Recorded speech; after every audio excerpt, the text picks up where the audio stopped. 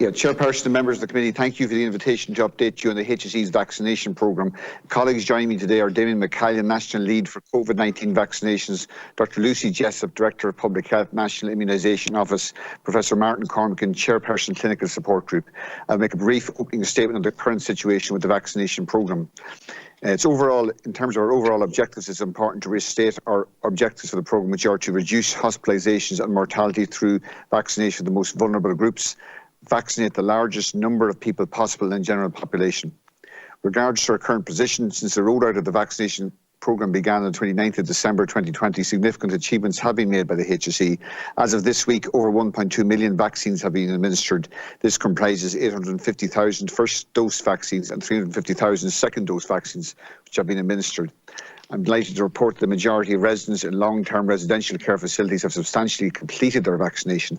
In addition, frontline health care workers and people over 70 years of age have largely received their first dose or are due to do so this week. We are also well advanced with the vaccination of the very high-risk patients in our hospitals, with over 90,000 vaccinations completed, and will commence the remainder of those high-risk patients in the community from next week.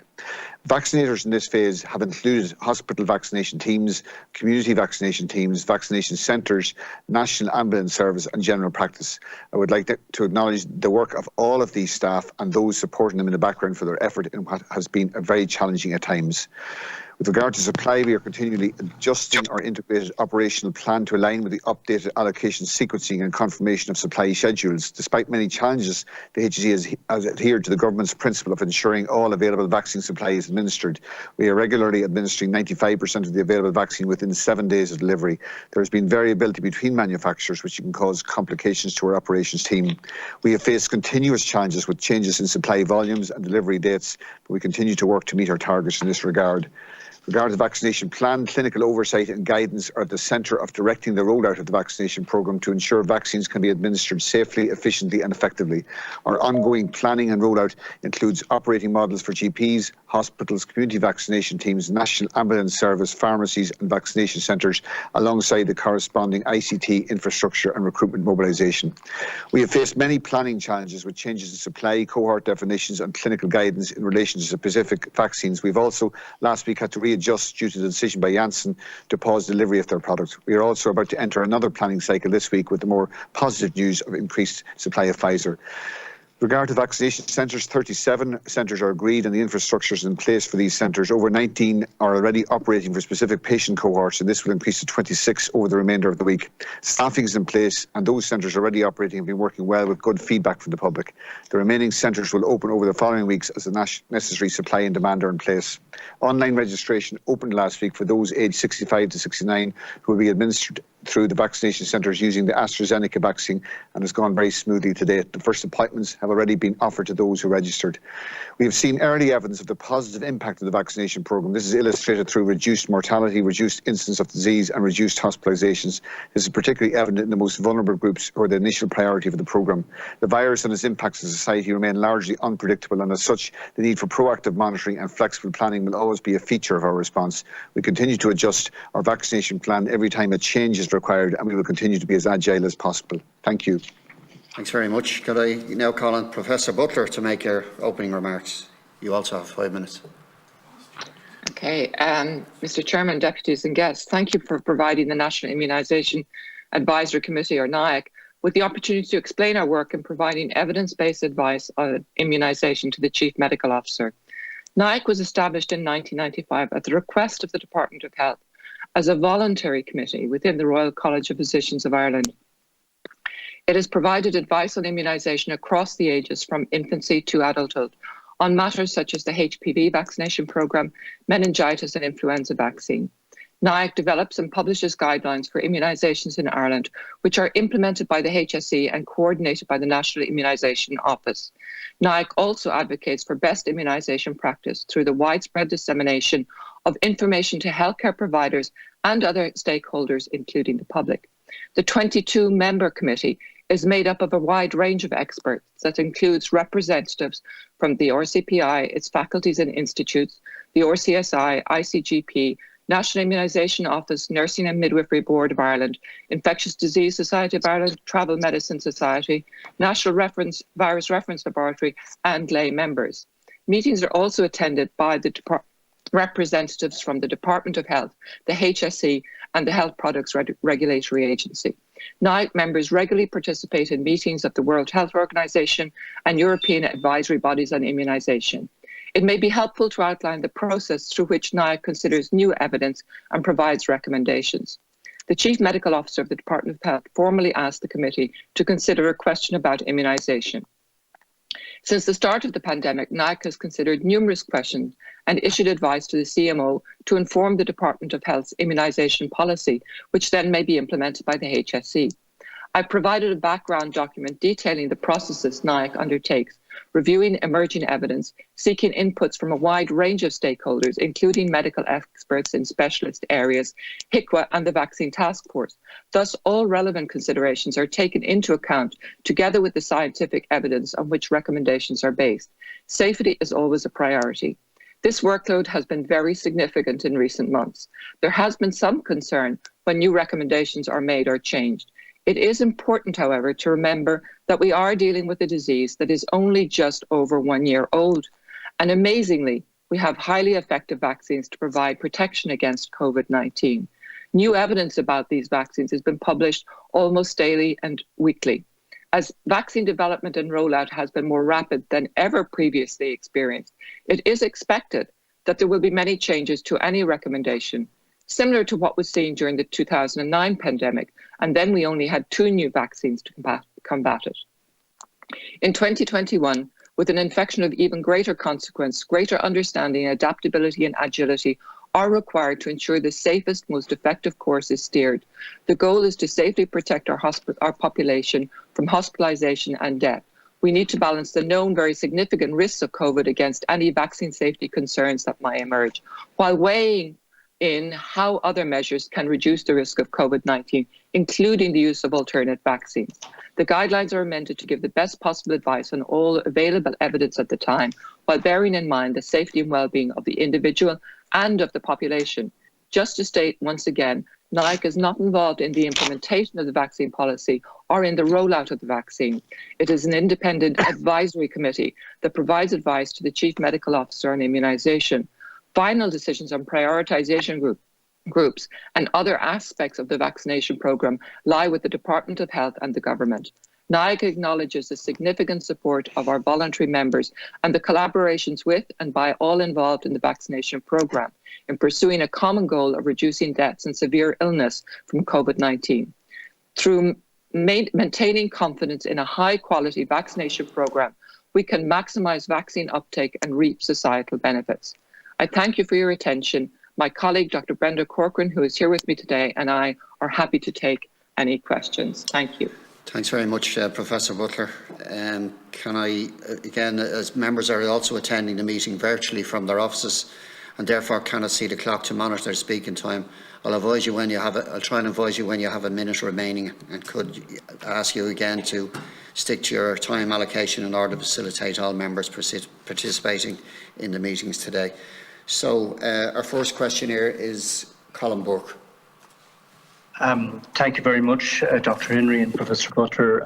Very much appreciate the work that's been done, and by all your backup support teams as well. Very much appreciated, and for the progress that has been made to date. Can I just raise a number of issues? The first one I want to raise, it's in relation to the rollout of the vaccine and the approach now being adopted in Denmark, where in administering the vaccine, my understanding is I may not have the right medical terms, they're drawing back the syringe so to make sure that they haven't hit a blood supply vessel. And I was recently asked to deal with it on 96 FM in Cork, where there's a Dr. John Campbell who was maintaining that, or he has made a suggestion that if the vaccine hits blood supply or into a vein directly, that this can contribute to clotting. And I'm just wondering, in relation to the vaccination here in Ireland, while I know it's into the muscle that the vaccine is supposed to be, but is there a mechanism there in the same as what Denmark has now? They've changed their policy to deal with this issue, and I'm just wondering, is that being reviewed here in Ireland as regards how we roll out the vaccine? Thank you, Deputy Burke. Just to clarify one point of your question, any inference of clotting in the process of hitting a blood vessel is completely unrelated to the rare clotting disorder reported in the Astrazeneca vaccine. The vaccines we give come from multi-dose vials and they're intramuscular injections, and our vaccinators are trained, they're all healthcare professionals, they're trained in the administration of intramuscular injection and how to give it appropriately and correctly and safely. I might ask Dr. Lucy Jessup of the NIO to comment on your question. Thank you. Yes, absolutely. So our training is based on the NIAC guidelines in terms of how to give an intramuscular injection. We have done some extra training for all vaccinators in terms of how to recognize the muscle at the top of the shoulder to make sure that you don't give too high with shoulder injury. And as you're saying, do give appropriately into the muscle. So we have done additional training for vaccinators and are reminding them how to find the muscle when they're injecting. But the advice is not to draw back on the syringe to see if you've hit a blood vessel, as you were talking about in Denmark. It's not something that I'm aware of that has been recommended, and we would again look to our colleagues in NIAC if there was any changes in how a vaccine should be administered, but it's not how we would recommend vaccines. The suggestion being made by Dr. John Campbell, who was one of the people on the radio show that I did, was that his experience was that, and I'm not a medical expert, so I'm not holding myself out as a medical expert, that if there is a connection to the vein, then and the vaccine then reacts to something which may then contribute to the clotting mechanism, and this is what was being suggested by him. I'm not sure what your own reaction to that is, but this is what was, I suppose, put out there to the public when he was being interviewed. And I know it might be only 1 in 1,000 where that might, or it might be only 1 in 10,000, but I'm just wondering, in view of the fact that Denmark have now adopted a different process, should we now be looking at that here in Ireland as well? Deputy, just to reiterate, there is no link between the rare clotting, venous clotting syndromes that are reported with these vaccines are immune mediated and as such are not linked to this to injection technique, which is intramuscular. So as Dr. Jessup has said, at this point in time we don't see any reason to change the advice and training we give to people on intramuscular injection, a procedure that most healthcare professionals will be very familiar with. And do you believe that Denmark is overreacting on this issue? I mean, this is their approach now in Denmark. I couldn't comment on what Denmark have chosen to do, Deputy, but all I can do is reiterate that we train all vaccinators. Many of our vaccinators are experienced vaccinators in intramuscular injection. The main change for them in this particular exercise is that they're dealing with multi-dose vials, and that is slightly trickier than the more common single-dose vials we deal with vaccination programs. So I couldn't comment on what happens in Denmark.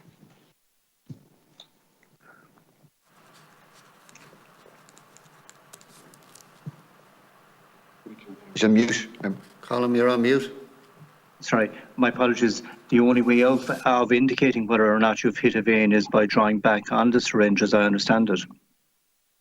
Brenda wants to come in. Yeah. Professor Butler wants to speak.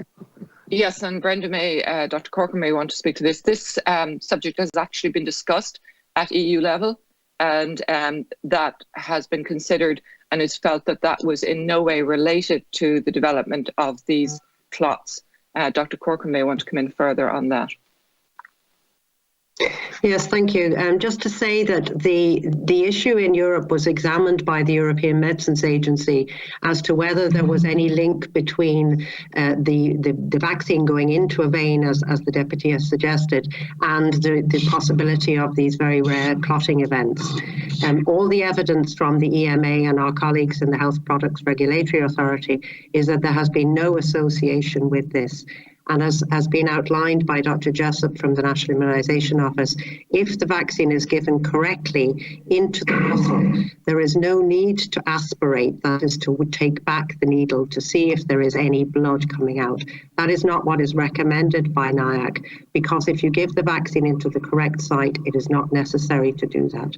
There is no evidence, even if that was done, that links any way in with these very rare events. Okay. Can I move on to another issue, and that's in relation to the rollout of the vaccine for people who cannot access a GP because they're bedbound. I have a number of cases. I have one man, for instance, who's 90. My understanding is that his GP has notified the HSE, and to date, there's been no contact back. And I'm just wondering, is there a particular problem with the rollout of the vaccine for people who are confined to bed, who cannot go to their GP, and how do we intend fast-tracking this? For instance, do we need to get the assistance of the Defence Forces together with the ambulance service? I know the ambulance service are responsible for it, but I know that they have a huge workload in itself. So I'm just wondering, how are we going to fast-track that element of the vaccination for people who are very vulnerable? Pass over to Mr. Damien McCallion in a second, but just to start, we've been aware of this problem from the beginning and been working closely with the general practice community in primary care to identify those who are housebound for one reason or another. We have a specific bespoke model of care for these people, which involves the National Ambulance Service.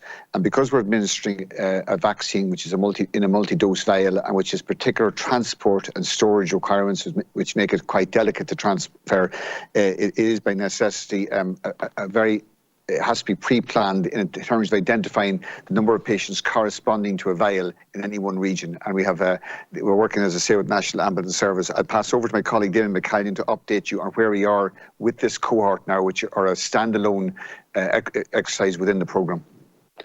Thanks, Colin. So essentially, Deputy, the National Ambulance Service, Colin has said, they go out to people. So obviously it's a slow enough process in the sense you're going to typically all over the country from rural areas.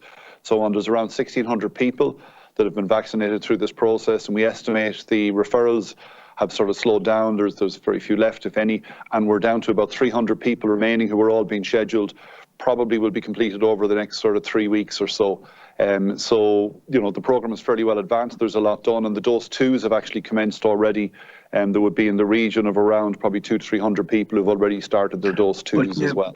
But can I just ask, the families are not getting any feedback from anyone? I know it's directly that they're contacting the GP and the GP's contacted the HSE, but there's no feedback directly to the families, and there's huge, I suppose, anxiety. And you take this person that's 90, he's bedbound, he has carers coming to him, so the family feel that he's very exposed in the sense of he hasn't been vaccinated, and still he needs that level of care. Sure, Deputy. Look, and clearly they are some of the most vulnerable people that we have to get to. The ambulance service are working through those, and if there's an individual case that's been escalated, we're happy to close that out. But they do respond to people, and as I say, there's probably no more than around 3 weeks, 300 people left. There's already 1,600 people done. The referral goes from the GP through to the ambulance service, and they work right around the country to visit these people to vaccinate. So, and as I say, there's 1,600 done, around 300 to do. But if there are individual cases where people feel, look, they haven't had contact and have been referred for some time, I suppose the assurance we give in general terms is that we're completing that process over the coming weeks. And if there's a specific case, we have, people have put those cases forward, and we've made sure there's contact made just to give them some comfort and reassurance that they haven't been forgotten in the process. Colin, you've run out of time. Can I just ask one final question, Chair? It won't take a second, and that's in relation to maternity hospitals. My understanding is the Rotunda now have introduced a new system in relation to visits to maternity hospitals. Can we have one policy for all maternity units across the country? Because there is a big concern out there that partners or husbands are not being allowed into those in maternity hospitals, and is this going to be reviewed? Deputy, briefly, we do have a national policy, but it's subject to local interpretation based on local outbreak data and epidemiology. I might ask Professor Cormack to comment briefly on this policy. Thank you, Deputy. So the national guidance is that while there is control on visiting, is that people who are who've given birth should normally expect to have visits from their partner, and that people should expect to be accompanied during labour, and that people should be accompanied for the 20-week scan. The qualification that's put around that is that individual hospitals may have to exercise a degree of discretion following they've done a documented risk assessment. So, for example, if there was a particular problem in a hospital at a particular time with an outbreak or some other problem, then they might have to deviate from the national guidance, but the guidance says that should be done after a detailed assessment of the risks for a defined period of time and with clear communication with everybody involved. But the norm is that people can expect, as I say, to be able to have somebody with them during labour and for the 20-week scan. Okay, thank you. Cullinan. Thank you. Can you hear me, Chair? Yes. Thank you very much. First of all, I just want to commend Dr. Henry and indeed Ms. Butler for the work that they have done. And notwithstanding any questions that we put or any concerns that we've raised in the past in relation to the rollout, I do want to commend genuinely all of those who are involved in the process. It's a huge undertaking, and it's obviously also hugely important in the context of our fight back against COVID. And I think at a time when people can see that there is real progress being made and that people can see maybe the finishing line, we need competent management now in relation to a number of areas, including, I would assume Dr. Henry would agree, contact tracing, travel checks and quarantine, and indeed the vaccine rollout. So it's all really important. Can I start first of all, start with Ms. Butler. We just had breaking news there from the European Medicines Agency in relation to the Johnson & Johnson vaccine. And what they seem to be saying is that it's a bit like the Astrazeneca, that they are attaching a warning to its use. They say the benefits outweigh the risk, and they're not saying that it should be limited, as far as I can see, to any age cohort, although they do say that the incidence of blood clots happened for the under 60s mainly. So can I first of all ask, it is the case, is it not, that in relation to the Astrazeneca vaccine, that the recommendation or the authorised use of the Astrazeneca vaccine from the EMA is that it's suitable for all age cohorts over 18, and that we in this state, through a recommendation from yourselves, took a decision out of an abundance of caution to limit its use to the over 60s. Is that correct first? Yes, that is absolutely correct. The AstraZeneca vaccine is authorised for use across the ages from 18 across all ages. And it was also noted by the EMA, as you noted, that there was a warning in terms of its use and the risk of these very rare atypical clotting that are quite severe and carry approximately a 22 to 30% mortality. So they are a side effect of very high consequence. It was also noted by the EMA that each country would make their guidance taking into account the local pandemic situation and also the availability of other mitigating strategies, which would also include alternate vaccines. Okay, and I was looking for clarity.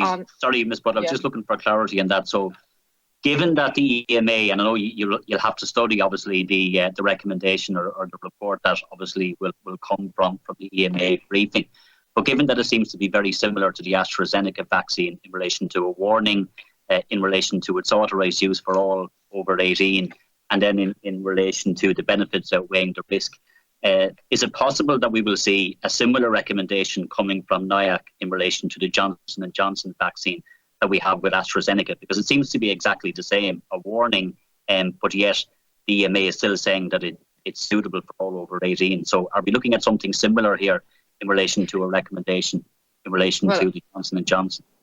Exactly as you said, Deputy, this is breaking news, and no doubt we will be looking at the detail of that over the next day or so. And there is additional information that we anticipate that will be coming out this week, as the EMA are, at the request of the European Commission, are looking at these events and trying to refine the information that's been given to us in terms of contextualizing them, perhaps more detail in terms of age-related risk. So taking all those factors into account, we will obviously be looking at the best recommendations at that time. Thank you, Ms. Butler. I want to come to you, Dr. Henry, in relation to the rollout. And I know it has had already very positive benefits on healthcare and obviously what's happening in care homes and stuff. So I think we can all recognise that and accept that is progress. But in relation to the rollout itself and targets, can I just first of all ask, how many inoculations have happened so far up to yesterday for this month? So what figure are we looking at up to April so far? Deputy, I'm going to thank you first of all briefly for your kind remarks, and the credit is due to the delivery teams, the vaccination teams throughout the country who have been delivering this vaccine under very challenging circumstances. So I'm going to pass you over to Mr. Damien McCallion to update you on the figures as of today. Well, before you hand me over, because there's a number of figures I'm looking for, and I don't need context, I actually just need the figures. So what I'm looking for is the figures up to April so far, and then the estimated delivery and the estimated inoculations for the month of April, months of May and the months of June. So how many vaccines are we expecting to get this month and in May and in June? And how many inoculations are we expecting to do? Okay. So, Deputy, I might just take the supply side. I think there's two things. So just in terms of your question on the supply first, in terms of available vaccines, we're down under 800. As you know, we've had changes in the last week. So just to reflect that, I suppose last week alone of the projected deliveries for the next 4 weeks for the 4 vaccines, we have 12 changes in either dates of delivery or volumes. So the Pfizer change, you're aware of the Astrazeneca change and aware of in terms of its usage, and also of Janssen's decision last week, and you've talked about that earlier. And now we have additional vaccine from Pfizer, but we also have changes from Astrazeneca in the last 48 hours, which will reduce our capacity over the coming weeks as well. And also, sorry, Mr. McCallion, I know that there is a caveat to be put on all of this, but with respect, I asked a specific question in relation to the numbers, because it can be very difficult to get the numbers, and I know there is caveats on all of this, and I know we have to take the numbers given with caveats, but what I'm asking is, how many are we expecting to get for the months of April, May and June, and how many inoculations are we expecting to happen? Okay, so the numbers on the supply side, Deputy, for April we would hope to get somewhere close to 800,000. There may still be some variation in that in light of changes again over the last 48 hours, so there's very specific changes that we have to review. And for May? For May at the moment, the expectation would be, with Janssen out of the equation, to get somewhere in the region of around 1.4 million. Okay, and then in June? And for June at the moment, probably somewhere around 1.6 million. Again, there's a number of caveats in that in terms of active discussions going on with the suppliers at the moment. And can I ask, does that set us on target to reach the target of all adults having received at least the first dose by the end of June? Well, I suppose we're not in a position, Deputy, at the moment in terms of just what's happened in the last week to answer that directly. I guess the issue for us is that one is supply, primarily supply. The changes I mentioned, we've had further changes yesterday from AstraZeneca in their profiling. So there's a very immediate effect of that into the next couple of weeks. So I guess, look, we're not in a position to say that that's there. Clearly, that's government what we're working towards. Can I ask Mr. McCallion, is that a government target or is that a HSE target? So we're hearing this target all of the time of adults receiving at least our first dose, all adults by the end of June. Is it a government target or a HSE target or both? So my understanding is obviously targets are set by government and we have targets within the programme as well, Deputy. We're working towards that as best we can, but it is very much led by supply. So supplies are constrained at the moment. I mentioned as the example for next week, we already have a shortfall now in Astra, which will limit some of the vaccinations that we can do, the utilisation of our centres and our current plans, and we're replanning again. Having just replanned last week, we're continuing to add changes to that as well. So I suppose in terms of the overall target, we are continuing to work to that, but there are very significant supply challenges, and you can see yourself over the last 14 days. I mentioned the next 4 weeks alone of the 4 vaccines that we have supply for, excepting Janssen is off the table at the moment, pending EMA, as you said yourself. 12 of those profiles have either changed in terms of volume or changed in terms of dates around it, which affects delivery. Okay, thanks for that. I have just one more question I want to put, if I can, Caherlo. So it's in relation to pregnant women. This is coming up an awful lot as well, that there are pregnant women who would argue that, you know, if there's any potential of a complication in the pregnancy, that they should be vaccinated. So is that something that is being looked at?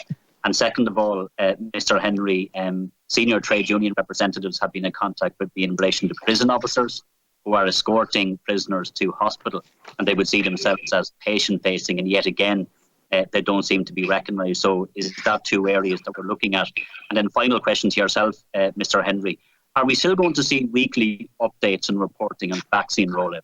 Because that doesn't seem to be the case, and I have been informed informally that we could be moving to bi-weekly updates, which I don't believe would be acceptable. We need weekly updates. So maybe if you can address that question as well. And I'll leave it at that, Cahill.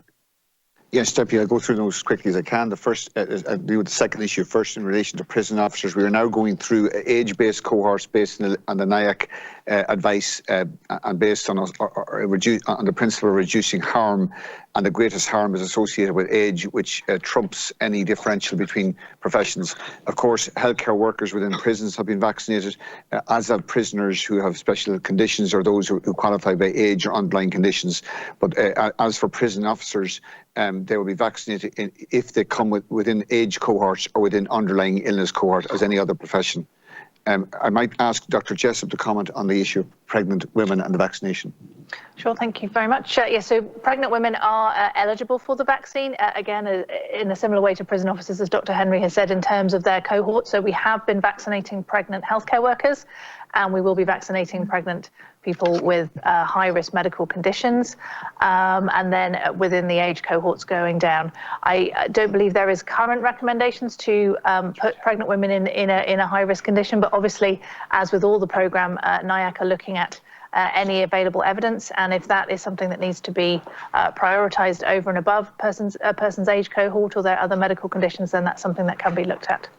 And the weekly versus bi-weekly reporting, Mr. Henry, just finally, if you could just answer that. Yes, I'll ask Dr. Deputy, so basically we report the figures daily and we do the weekly press conference. I'm not aware of any plans to change that, if that's the context of the question, or was there something more specific? So we do the daily reporting. It's going to be still weekly updates. To the best of my knowledge, I'm not aware of any plans to change that, Deputy, no, at the moment. And we do publish the figures every day now, 24 hours. We've shortened it from 48 to 24 hours as well. Okay. Thank you to our witnesses. Thank you, Cahill. John Lahart, the next. Can you hear me, Chair? Yes. Okay, I've started. I have 10 minutes. Is that right? Yeah. Started my clock. 10 minutes, Chair, yeah? Chair, can you hear me? I can, yes. Yes, 10 minutes, yes? Yeah. Okay.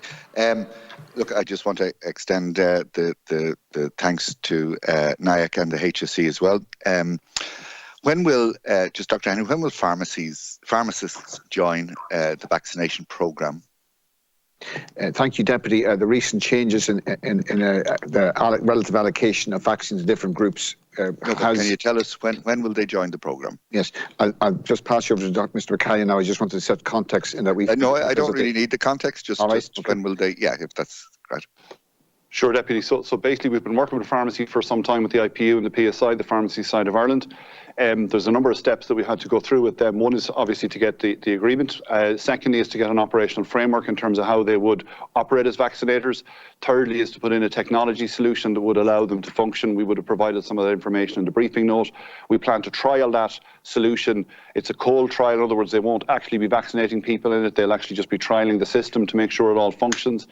The issue from there then is partially supply driven. So at the point of when we take them on. So when do you hope that will happen? Well, at the moment, we're not in a position to. What we want to get to is where we have everything sorted and pharmacies can be switched on. There are two factors, just these are important points, two factors that will determine it. One is when we have supply, and two is the vaccine mix. So pharmacy will lend itself better to some vaccines than others. So the decision around Janssen and so on would affect that, Deputy. Okay, and secondly, can I ask, is that going to be, will they be delivered in the context of a pharmacy, or will pharmacists join mass vaccination teams? So both. So basically at the moment, pharmacies have two roles in the vaccine centres. One is pharmacists in managing the actual supply into the centres, and two is as vaccinators. Thirdly, then the community pharmacy, which was the process I talked about there, that's the process that we're working through separately with the community pharmacy sector. We have put an expression of interest out, and that's coming through at the moment. And the signs are reasonably positive on the numbers that might be interested. I have only 10 minutes, and I hope I don't come across as rude. Sure, but maybe when we have you back in a month, perhaps you may be in a better position to answer that. Look, can I say to both NIAC and HSE, you've nothing to fear from us as politicians in giving us direct answers. I just noticed that there's a little bit of PR creeping in, maybe unintentionally and unconsciously, into some of the contributions. So, for example, Dr. Henry, you're talking about, we regularly hit 95%. So just tell us how often, as a percentage of vaccine doses, how often do you hit 95% output in terms of the supply you receive? So I can take that, Deputy. So basically what we measure across the vaccines is from when the vaccines are available to be administered to try and hit that within 7 days. We've been operating between 90 and 100% pretty much every week. There may have been some weeks where it dips. And just a factor, if I could, because it's really important in context. So if you take Astrazeneca last week, clearly when there's a delay like that, we can't administer the vaccine. So immediately that rolls out 7, 10, 14 days. You know. Is that information available on websites? We've put it out every week. No, we don't measure it daily, Deputy. It wouldn't make any sense. I mean, what you do is you look 7 days in arrears, and we look at what that is, and we look at the factors that are there around the vaccine. So we provide the information in the press briefing every week in terms of what's there around it. But the other thing I would say is, as we move forward, there will be fluctuations in that as we move into vaccine centres. And I accept that. I suppose, look, as the Oireachtas committee, certainly I would be of the view that we're non-partisan here. We're trying to cut, I suppose, find the truth of the matter between targets set by politicians and realistic targets. You mentioned that you would hope that 800,000 vaccines would arrive in April. So we're at the 20th of April. How many vaccines have arrived? In terms of the actual delivery, we still have deliveries to come in. I wouldn't have the exact numbers to hand. But roughly, how many have come in by today, the 20th of April? I've learned, Deputy, on this not to do roughly, if you forgive me, because... Well, we'll say how many arrived by the 15th broadly speaking, we still have deliveries due week on week. So we would have certainly in the region of over 200,000 due for the remaining weeks, this week and next week. Probably higher than that. 200,000 for each week. So per week, yeah, we would be looking at 200,000 coming in around this week, and another sort of 200 to 250,000 the following week. Just indicative numbers. That's okay. Yeah. So there's roughly 400,000 left out of the 800,000 that you're expecting this month. Yeah. So we have a higher number of delivery, Deputy. That this is an important point. No, that's okay. Yeah, go on. Sorry, it is just so that the numbers of vaccines that arrive, we have to hold a buffer stock. So we call there's a total amount received, and then there's vaccine available to be administered. So the availability administered is the 800,000 figures. The deliveries will be higher than that. Moderna, for example, we hold 50% back. Pfizer and AstraZeneca, we hold back stock relative to the dose 2s that must be administered in the following weeks. So published figures for vaccine deliveries into Ireland show that 1.187 million doses, almost 1.2 million doses, had been received up to the end of March. Is that correct? I'd have to check that, Deputy, but it's in that ballpark, yes. Yeah. Okay. Now, as of Friday, April the 16th, that's last Friday, 1.18 million doses had been administered into people's arms. So that's almost 3 weeks later. That's actually only about 1,000 more than the vaccines that had been publicised as received into the country. So I'd say, Deputy, there's timing issues there in terms of the information you may have. So on the supply side, no, this is from the app. So the report, Deputy, that you're talking about, the app as in the COVID app, is it? Yeah, it updates on it, not a daily. It's about 2 or 3 days behind. The report that we produce every day is the reliable source of data in relation to what's vaccinated. So how many doses have been administered? So we've administered over 1.2 million. So so this is my point. You've administered 1.2 million, and today is the 20. That's for today, up to today, the 20th of April. Sure. Okay, 1.2 million. But on the 31st of March, 1.187 million doses had been received. That's just a tiny bit shy of 1.2 million.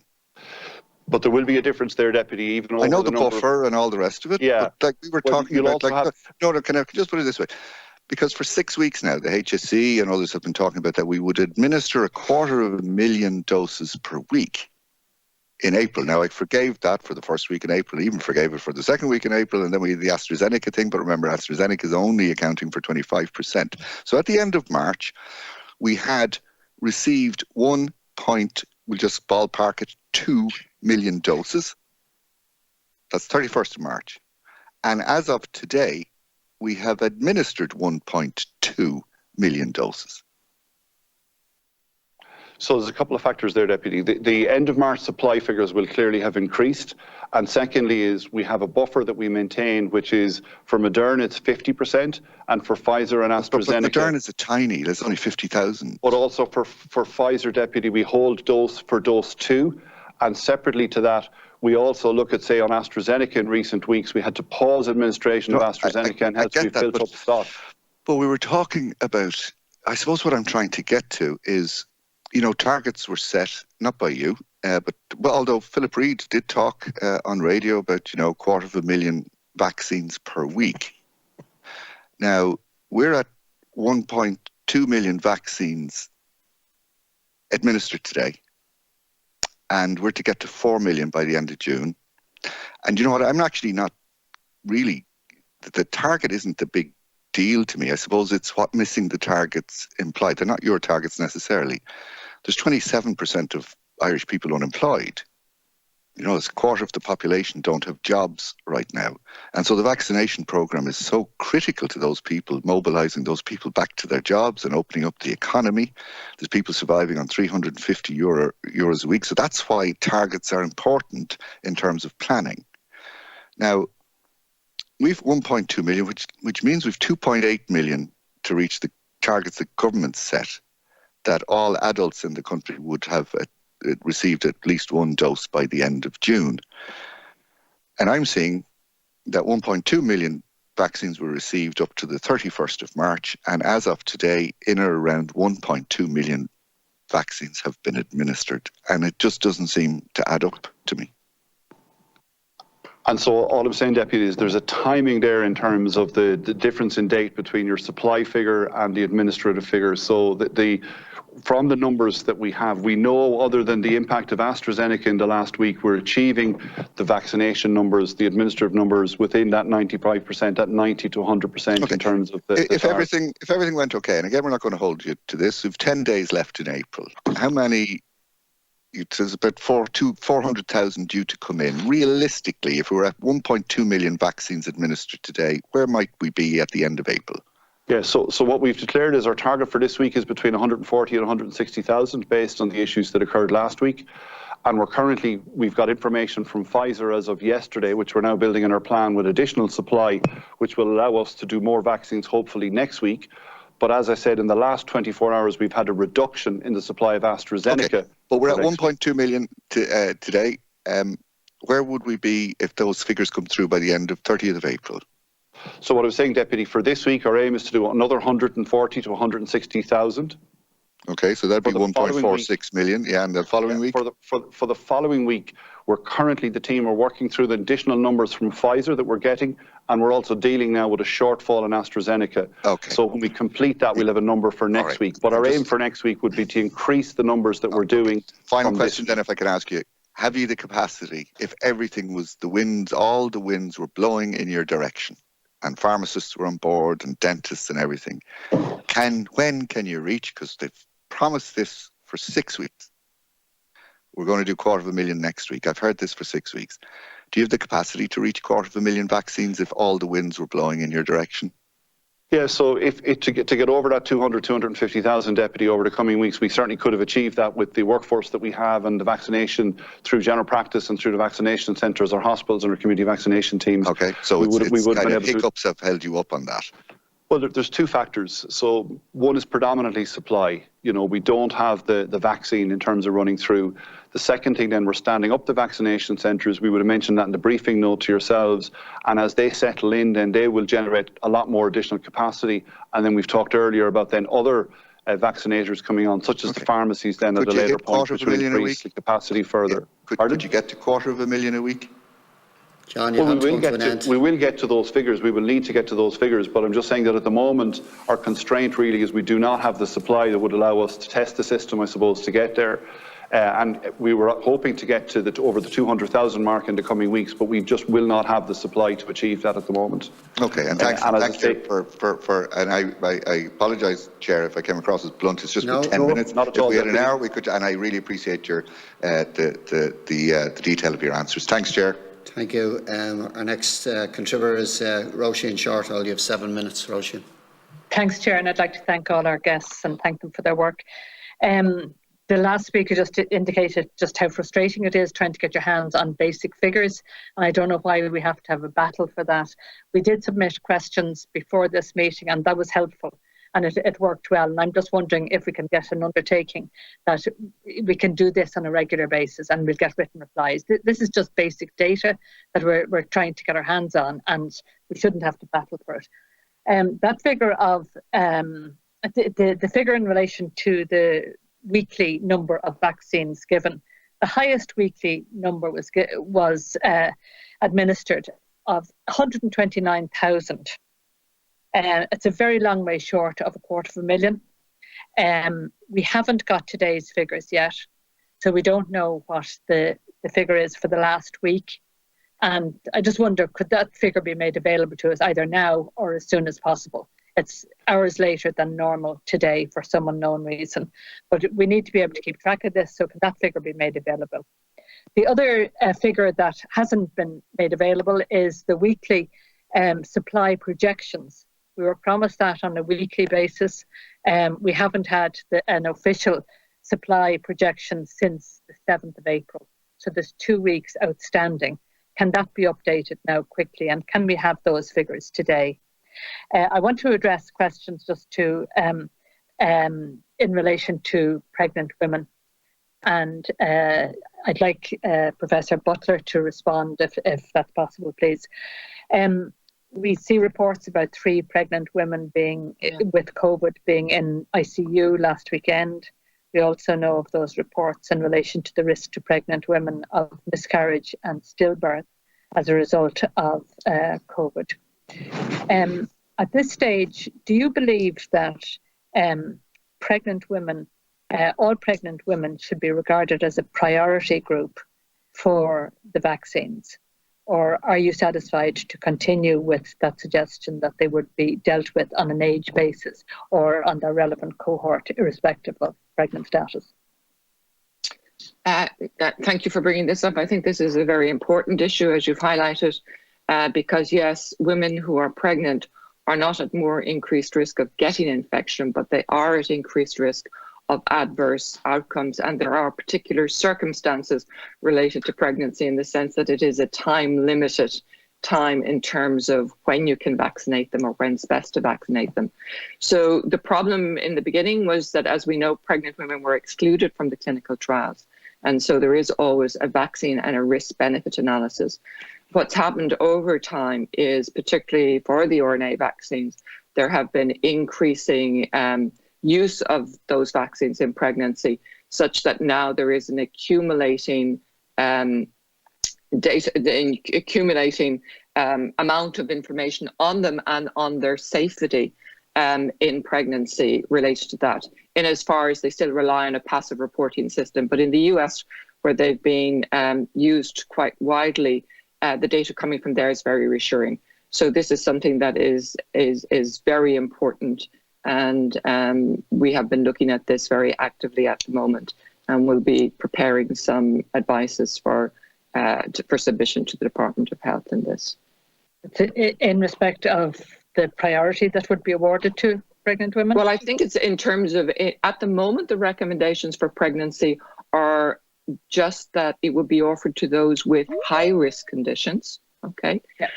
After a risk-benefit discussion with their obstetricians. There hasn't been a general recommendation for them in pregnancy, though there is a statement not to withhold it from a pregnant woman. Yeah. But if the issue comes that it is recommended in pregnancy, it's not so much that they require a specific prioritization as such, but if pregnancy is time limited, it may be that giving it to them might need to be facilitated in some way. Okay, so does that mean you'd be making a recommendation? The work is ongoing at the moment, and with greatest respect, I think that will be coming out very soon. We're just finalising what will be coming from that. Okay. Clearly, you say it's time limited, but clearly, given kind of concerns and anxiety, it's important that we'd get that advice as soon as possible. Obviously. Absolutely. Professor Butler, could I also raise with you just the decision of NIAC in relation to Astrazeneca? And yes, when that advice was given, the understanding was that we would still continue to get supplies from Janssen. Yes. Given that there are issues in relation to Janssen that they may be resolved today, have you considered revisiting that advice? I think one of the things is we're revisiting advice all the time as evidence and the various factors that go into the generation of any advice come on board. And of course, safety is paramount. It's always a risk balance in terms of the very real threats of COVID and what COVID does, the benefits of vaccine, and what the alternative mitigating strategies are, and what the alternate vaccine availability is. So it very much depends on what else is in the mix. Because, for example, if there was no Pfizer, if there was no RNA vaccine. I appreciate that. It was just the timing of those two decisions. Yeah, all of those things have to be taken into account. Okay. Absolutely. Okay. Could I just ask you then, in light of the EMA decision today, how quickly do you expect to be in a position to give advice on the use of Janssen? Well, as I said, there are other advices that will be coming out from the EMA this week that may help inform in terms of whether there is a specific age profile that might help define the risks more clearly. The other factors that will go into that is what the overall impact on the program is. And of course, you've heard from Dr. Henry and Damien today in terms of, we've just now heard there may be more Pfizer supplies. So one of the questions will be overall, what the impact on the program is and where Janssen is needed or where it might not be needed. So everything has to be taken in the round before a decision can be made. Okay, and at the moment, what's the time? You're out of time, Roisin. I think Dr. Corcoran wants to come in on that. She may have some friends. Well, I think the other aspect to say is also we'll be linking with the EU, our colleagues in the EU committees, and also to say that they are struggling with similar queries, and many of them have issued similar advices. So we link together, we take into account our situation in terms of where we are in the pandemic, and also the other available vaccine supply. Those are all factors that will help us make our decision. Okay. Out of time, okay. And I take it the number for Janssen, which was around 600,000 for this quarter, would remain the same. Maybe the HSE could respond to that. Yeah, the Janssen plan, Deputy, at the moment is 600,000 for Q2. Right. Okay, and that would remain the same, you'd expect? Well, yeah, hopefully. I mean, as I say, with the changes we've seen, but yeah, the current plan is, as from Janssen, is 600,000. Yeah. Okay. When are you going to update your project? Roisin, you've gone over time. Okay. Just that one. Just when will you update the projected supply line? Well, the supply line is updated, Deputy, through the department on a regular basis rather than the HSE. We take the supply then in terms of operationalising it, so they would look at that, I suppose, almost weekly. It's daily at the moment, to be blunt, in terms of what's happened in the last couple of weeks. So I guess what will happen is we look at what advice comes through from NIAC through to the department, and then they would look at the supply profile for us relative to whatever the advice is in terms of usage of Janssen. I think that's where you were talking about, is it the Janssen, when that would come back into the equation potentially? Yeah. Well, it was overall, given all the moving parts, but it's up to the department to provide that data. Yeah, they look at that. We looked at weekly through the department and our task force. So. Okay, but we haven't got it for 2 weeks. Okay, thank you. Thank you. Nessa Horrigan, next. 7 minutes, Nessa. Thank you, Chair, and thank you to everyone for being here this afternoon and for all your incredibly hard work in the last year. One of my first questions was going to be when do we expect to have all 38 vaccination centres open? But I, having listened to the other contributions, expect the answer to that is that we just don't have the supply to do that at the moment. Would that be correct? Yeah, the opening correlates to the supply line, and we are opening 27. We'll have 27 this week for the 69-year-olds, Deputy, but it is dependent on the supply line, yes. Well, considering what we know about the supply line, when do you expect to have all of those centres open? So it'll be phased over the following weeks, Deputy. So there's 19 of them have operated already. Just for example, Dundalk, the fairway is open this morning. And some of those, unfortunately, with some of the changes, may still have to step up and down over coming weeks. But the others will come in over. Sorry to cut across you. You expect that as supplies vary, we might have vaccination centres open and then maybe shut for a week and then open again? Well, we'll have to vary the opening hours, Deputy. I mean, they're appointment based, so it's important to remember that. It's not a sort of turn up sort of model. So effectively, people will be called in as we have supply and appointments to give them. So our aim is obviously to get to either a 5-day or a 7-day service, depending on the centre. Some centres will have the volumes that will support 7 days, others are 5 days. So we'll have 26 centres open over the coming week. That's clear. 19 have functioned already. So those that are opening this week will get a bedding in period, and then depending on the supply, then the hours may have to vary and the days may have to vary. But bearing in mind they're appointment based, not walk-in, so Okay. you know, in terms of the public impact, it's less. The balance then will open over other weeks. Some are also satellites, you know, they're satellites of major centres, so they won't be open every day in any case as we move forward as well. It's population based. The modelling for the centres is based on population and ensuring there's good coverage so that people, in terms of journey times, have the minimum amount to get to the centre. Okay, thank you very much. I was on the Disability Matters Committee this morning, and one of the chief concerns of Inclusion Ireland and the Disability Federation and a number of other groups was the vaccination of personal assistants and home supports to people with disabilities. And I'm wondering, could you outline what the plan is there? Deputy, we're approaching, as we've heard, we're approaches through age-based and risk-based in terms of underlying illness, so that anybody who's an assistant to somebody who's disabled will get the vaccination based on their age or underlying condition, as with any other profession. Okay. One of the briefings that we got today mentions the HPV vaccine, which obviously is a completely different area. However, it has been disrupted by the rollout of this vaccine and obviously the pandemic. And previous contributors have talked about the utilisation of pharmacies in the rollout of the COVID vaccine. And perhaps this is a question for NIAC, but I was wondering, does anybody have information about whether in the kind of the catch-up for HPV vaccines, pharmacies could be utilised there? Deputy, I might ask Dr. Jessup of the NI National Immunization Office to address that matter. Okay, thank you. Yes, so the HPV vaccine is one of a number of vaccines that we provide in second-level schools, and we also provide some vaccinations in primary schools as well. And with the pandemic, early in the pandemic, obviously last year, school buildings were closed for quite a number of months, and so the vaccination programs had to be paused. But the school teams did work very hard to catch those programs up over the summer in terms of special clinics, and actually our uptake was very good for the last academic year. And so something similar is likely to happen this academic year. So they did do vaccinations in the first term of this academic year, and we do have uptake in terms of our HPV vaccine and the Tdap that they give at the same time.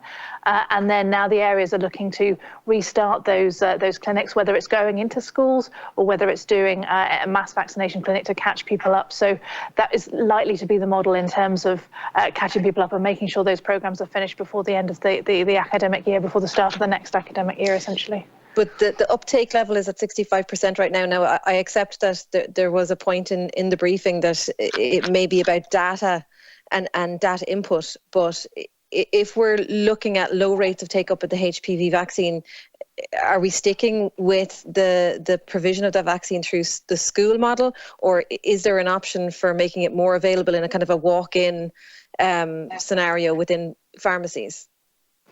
The school model is the model that we would like to stick with, if at all possible. The way we record the data is on a database that the school teams have access to. Okay. So the problem with going into a pharmacy, you wouldn't necessarily know if the girl had been vaccinated already or where she was in her course.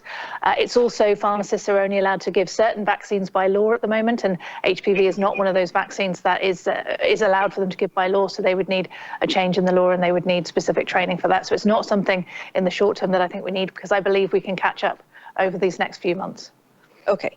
I'm going to turn to AstraZeneca now, if I have time, which is around, last week we discussed a committee, obviously the changes in the advice around AstraZeneca had come through at that stage. And the current advice, as I understand it, is that for the older cohort, we will continue with AstraZeneca. And for those who are in a vulnerable position or high risk, they will continue with AstraZeneca. But like in other countries in the EU, for those who are not in those cohorts, who have received their first dose, they would they may go and begin a new course or a new vaccine, or at least wait 16 weeks before they go ahead. Could somebody outline that in greater detail for me? How many people, or what percentage of people are in that cohort who might have their second dose disrupted, or who might be looking at a different vaccine? Deputy, I might take that. So the AstraZeneca vaccine we're giving to 60 to 69 with or without underlying medical conditions. and we're giving mRNA vaccines to those less than 60 years of age with or without underlying medical conditions. For those who've had dose 1, the advice from NIAC was that if they're over 60, they proceed to have their dose 2 within 12 weeks, the usual schedule. If they're less than 60 and have one of those defined medical conditions, again, it's in their interest, based on their risk, to proceed and have the second dose within 12 weeks. If they're less than 60 and they don't have an underlying condition, NIAC have advised a protracted gap of up to 16 weeks to allow them to appraise the evidence of the timing of a second dose. So that's where we are at the moment, and that's what we're communicating. And that second cohort, less than 60 with no underlying conditions, for more or less corresponds to healthcare workers, because that's where we were directing the Astrazeneca vaccine. Okay, but sorry, do we know how many out of the 200,000 or so people who received that first dose, how many are we talking about in that particular group? Healthcare workers, about 130,000 have received a first dose of the Astrazeneca vaccine. Of the cohort 4s, they're the very high risk group with the variety of medical conditions. Deputy, we've found, I think, about 90,000 of those between community vaccination teams and hospital, and of course we're due to begin with GP shortly. But those who received the Astrazeneca, it would be of the order of, not all of the 90,000 were Astrazeneca, some were mRNA before the Astrazeneca was advised for the cohort 4s. Okay, I think I'm out of time. Thank you very much. Jean O'Kenny, next. Thanks, Chair, and thanks to the representative from HSE and NIAC. Just my first question's in relation to Dr. Henry. How concerned is he in relation to variants of concern and variants of interest, particularly the variant B1617 coming from India? How concerned is the HSE and NIAC in relation to the sequencing of particular variants that could mutate and could cause huge difficulties for any public health service? Thank you, Deputy. We're viral expert here, Professor Cormac, and I'll ask to comment in a second. Variants of concern of a very particular definition, Deputy, and there are mutations happen all the time in the world of virology. Many of no consequence, some of consequence, and the variants of concern really define those mutations which are associated with either increased transmissibility of the virus, increased aggressive ability to cause illness of the virus, or resistance to what are called public health measures, including vaccination. And of the two variants in question at this point in time, the P1 and the 351 from South Africa, there's some evidence of reduced neutralizing antibody response when people have been vaccinated, but they're still effective against a serious illness and hospitalization to a large degree. So it's a mixed story of immunological response and ability to prevent serious illness. But I'll ask Professor Cormac briefly to comment on this, if that's okay. Thank you. Well, briefly, as you said, the variants do come from time to time. It's often difficult to predict exactly how a variant is going to respond in relation to the vaccine, but it is obviously a concern, and I think the HSE agrees that there is important to have an emphasis on reducing the chance of variants that might escape from the vaccination being introduced. So we're, I think, very much more comfortable that there are better controls on that in place now than they are. The risk of that in some respects becomes greater as people become vaccinated. The advantage, as more of the population are vaccinated, the advantage that a variant that could escape the vaccine has actually becomes greater. So it's really important that we're in a position to control that. The other point, I suppose, that's important in relation to variants is that variants don't just happen in other countries. Variants can happen anywhere. So the continued work of our public health colleagues and all of the initiatives that the public are supporting to keep the number of cases down is also important in reducing the risk that a variant might start here. Because the more often, every time the virus copies itself, there's some level of risk that it will change. So if we have thousands of people here getting infected every day, then there's a greater chance that a variant that will cause us trouble will arise here. If we keep the number of people who are getting infected here lower, the chance of us getting a variant that will cause us concern arising here is lower. So two parts. One is trying to reduce the risk of it coming in, and there are controls in place around that. But the other thing that remains important is keeping the number of infections in this country as low as we can reasonably practically manage, because it could start here just as it could start in any other country. My second question is in relation to the extending the period of vaccines between administrations. So this is for Professor Butler. And obviously the temporary suspension of the AZ and the Janssen vaccine has obviously slightly skewed relation to the vaccine rollout. And it would seem that the Pfizer vaccine in the past and going forward will be the dominant vaccine in relation to those that choose to get inoculated. So obviously the Pfizer recommendation is that from the first dose to the second dose should be 21 days. What is NIAC's recommendation if it's gone beyond 21 days? Which other countries have done that? Particularly Britain, they've done it up to 10 weeks. And it looks like this government could do probably similar in relation to the Pfizer vaccine. So what's their recommendations in relation to that time space between the first and second, which Pfizer say 21 days, but there's a possibility that could be doubled or tripled in the case of a new policy in Ireland? Okay, this is again a very important question, as we want to know how most effectively to use our vaccines in the community. So the vaccine is authorised for an interval for up to 6 days. The initial recommended schedule was 21, and currently it's been used on a 28-day schedule. So if you extend out the interval, the potential benefit is you get some vaccine into more people, and certainly within the UK and the data there, we've seen that has contributed significantly to the reduction in hospitalizations, and their overall early effectiveness rate has been around 70%. What is the downside to doing that? The downside, you're not getting the maximal protection, and is there a possibility that you would leave the situation where you've got a level of partial immunity and actually might favor the emergence of resistant mutants, particularly if you've got ones that really need the highest levels of immunity. So it's trying to balance those competing benefits and risks to see what is the best schedule. And I suppose the question is also, do we need to think about it depending on what the overall supplies of Pfizer might be and what the impact on the program will be? Because again, any stretching out of those intervals will necessarily lengthen the time to get everyone fully vaccinated, but there may be a point that is reasonable, that is a benefit without compromise. So it is an important question. And where do we get the data from? In all of the early studies, they were, of course, most of the things looking at the efficacy of a single dose were done at just that very short interval before a second dose was given, with the exception really of the UK, because that's really the only place that went to the 12-week interval.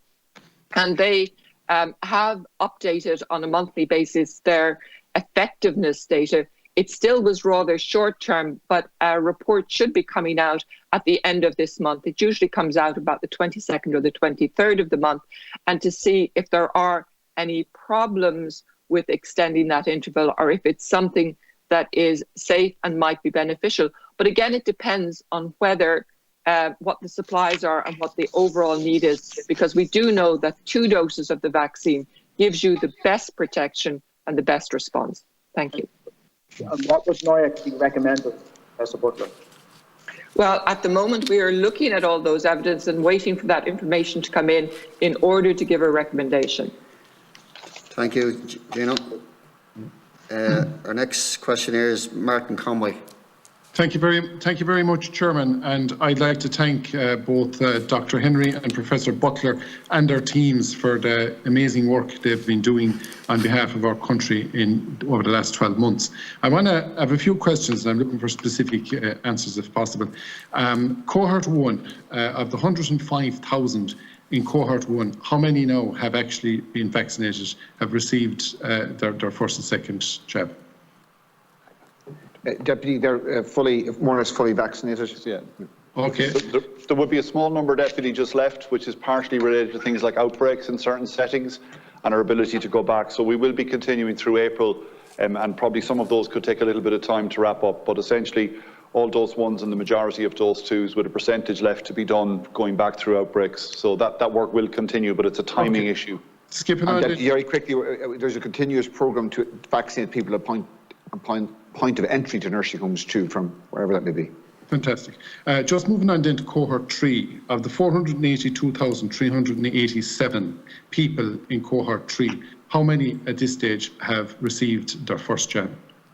So by the end of this week, Deputy, we will have over 95% of those complete, and there will be a small percentage left next week, and that's attributable to some early problems in Moderna in the cycle.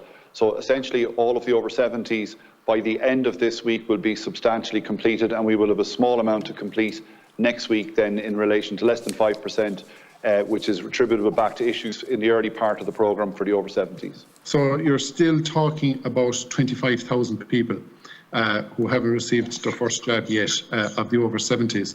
Have you any regional breakdown in that? Because I'm getting information that in some urban areas, for example, places like Kildare and other areas, that people haven't even got an appointment yet. And, you know, is there situations where large populated towns, for example, that a lot of over 70s are still waiting, whereas rural areas, they have received the first jab? Have you any information in that regard? So there isn't a split, Deputy, urban-rural. GPs are on a schedule on a 2-week rota, and they get their vaccines in that 2-week cycle. So where maybe perhaps one person you're talking to in one area is getting it, that may just be that they're in the delivery cycle in the first week, and the second week then we'll pick up the remainder. But as I say, just to give assurance to those people, you know, we expect to be at over 95% with a small percentage to be completed. And that's largely attributable to the Moderna issues at the start of the process. So by the end of next week, essentially that small balance will also be administered. For the over 70s, is there a telephone line? I know they're being told to go to their GPs, but there's always exceptions in these situations. Is there a phone line run by the HSE where they can ring up and actually get information if they're concerned that they're not getting their appointment? And if there isn't, will there be one set up? And really, there should be, in my view. 2 points on that, Deputy. One is, in fairness, from general practice, have done phenomenal work in the administration of the vaccines. Totally. You agree with the over 70s. The point is that the GPs often, in terms of the vaccine supply, we give them that with over 7 days notice.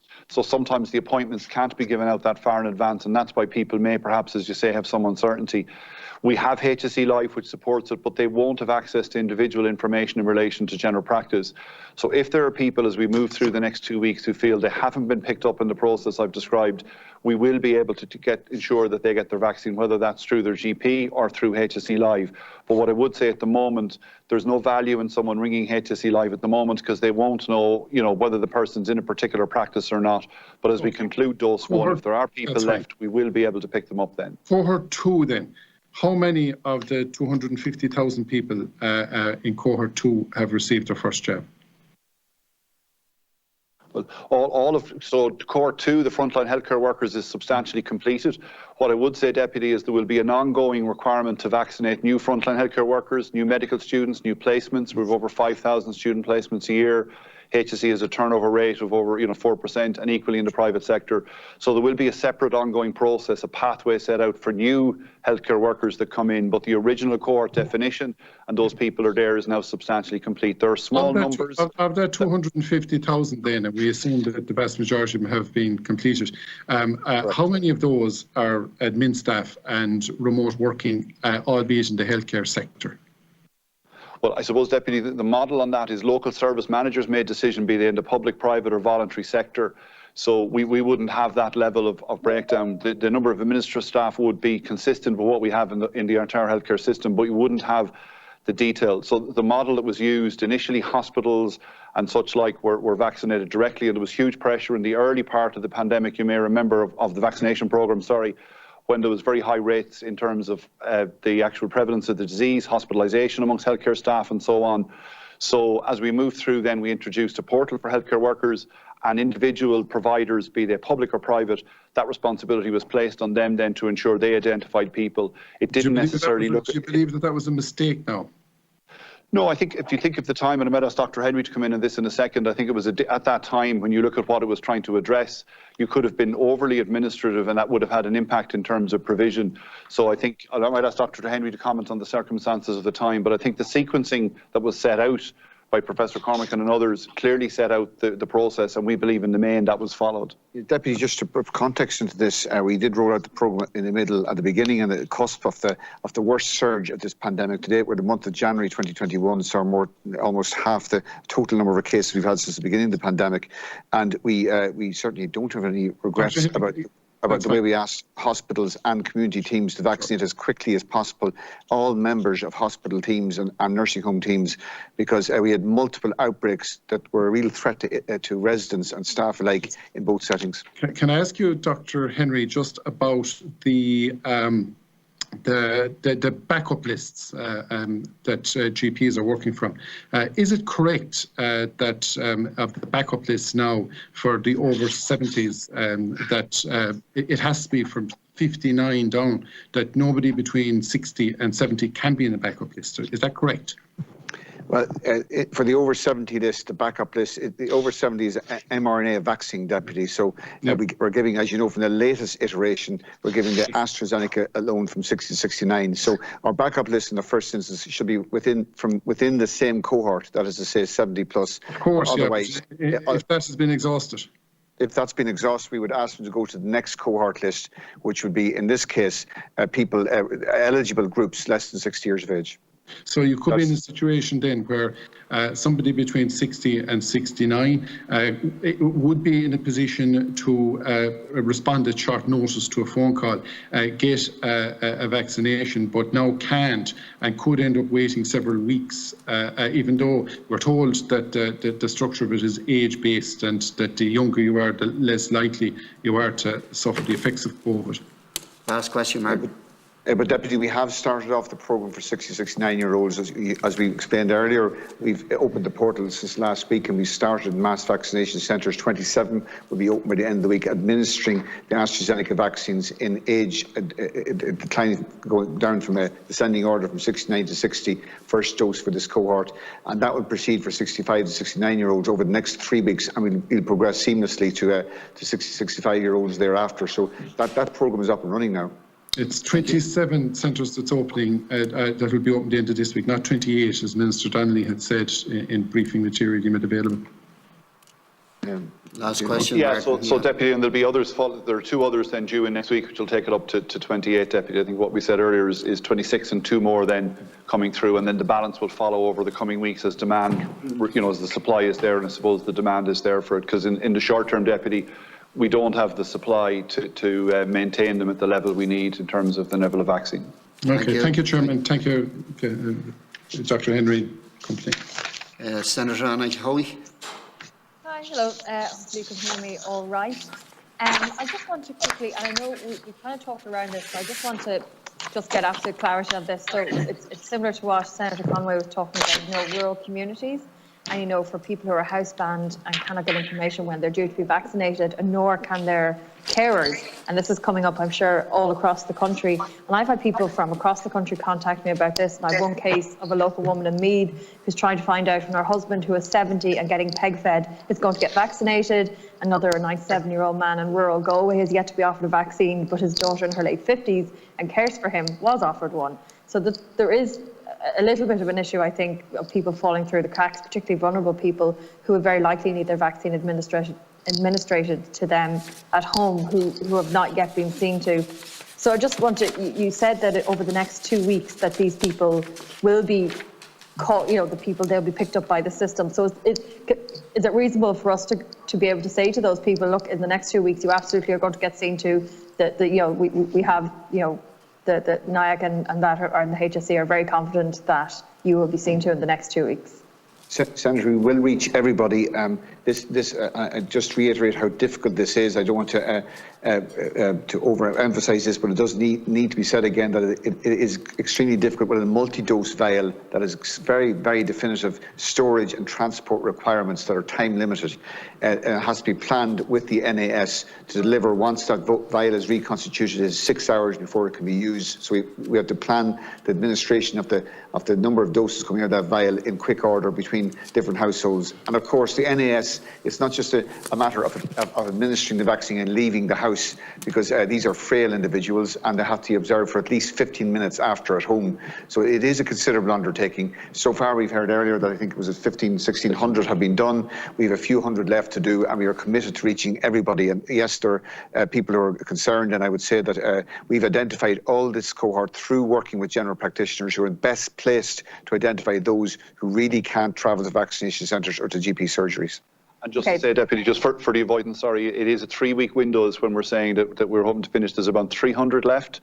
And we have faced some challenges in the sense that there will be people who've been hospitalised given the nature of the conditions people may have, as you say, the most vulnerable, or transferred to residential care and so on. But the ambulance service are working through them. And that's the window that's there around that. But if there is someone who's concerned, obviously we can pick that up. But we would hope to get through the balance, those 300, 1,600 done, and then the dose 2s are being planned and scheduled at the same time by the ambulance service. Okay, great. No, so that's 3 weeks. I just want to get on that. And then another question I just wanted to ask. You know, there was a decision to effectively privatise the employment of vaccinators through CPL. And I'm just wondering, you may not have the answer right now to it, but if we could get it, how much money does CPL make for each vaccine that one of their employees, their, I suppose, gig economy employees will administer? Like what is, and I think this is something actually that could be really of great public interest. You know, how much is being made by a private company in administrating these vaccines, which are obviously of a great public health interest?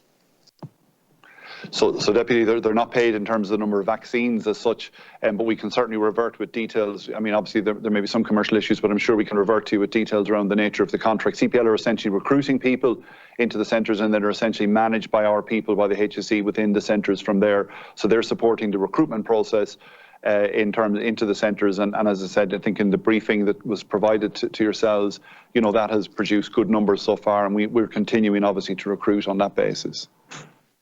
Okay, and if I could just ask one last, I know Deputy Shortall talked a little bit around pregnancy and stuff like that, and you know, obviously the concern about the risk of stillbirths from COVID-19 infection, and that the UK has recommended that women should get the Pfizer or Moderna based on their age and their clinical risk, and forgive me if this has been answered. I was in the media committee, and I just came in at the end of her questions around the guidance for Irish women. And is there any prospect of the vaccine rollout being re-examined to recognise the vulnerability of pregnant people? I suggest it goes to Professor Butler, Senator, as she commented on that earlier through the chair. Yes, just to reassure you that that is a topic under active review at the moment, and all those considerations are well taken on board. Okay, thank you. That's all my questions. Paul Crowe is next. Thank you, Chairman. Chairman, just to confirm I'm here with the Leinster House as well, and just to thank everyone from NIAC for being here with us today, and more importantly to thank them for all the work they've been undertaking for the last number of months. I wish to put a number of points to Mr. Colm Henry, and look, he may decide to reassign those questions, and that's fine with me. Just first of all, I'm a TD representing County Clare, and a lot of people in Clare are being vaccinated in the Radisson Hotel, which is on the Clare-Limerick border. So the Midwest vaccination team have been sending a text message out to people notifying them that it's their turn to get the all-important jab. I hope you can see it. I've tried to print out what the text message actually says, because it's extremely casual. It comes from an 086 number, and it begins with, please reply yes or no. Can you attend? Please bring ID along with this text as proof of appointment. Ring 086, etc., between 9 AM and 6 PM with any queries. It is so casual, and a lot of people believe it to be phony, believe it to be a fake text, believe it to be a scam, and they're not replying to it, meaning that they're losing out in key appointments. So this is happening repeatedly at the local vaccination centre. It lacks all formality. I was just explaining to some HSE staff that, you know, in this day and age, people receive text messages from their banks, from Supermax, from all sorts of companies and entities that look more formal. There's such an important job going on at the Radisson Hotel, and it's wonderful, and we thank them for what they're doing. But this text message lacks all formality, and because of it, hundreds of people are not opting to text back.